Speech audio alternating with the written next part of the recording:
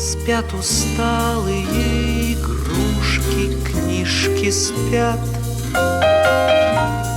одеяло и подушки ждут ребят.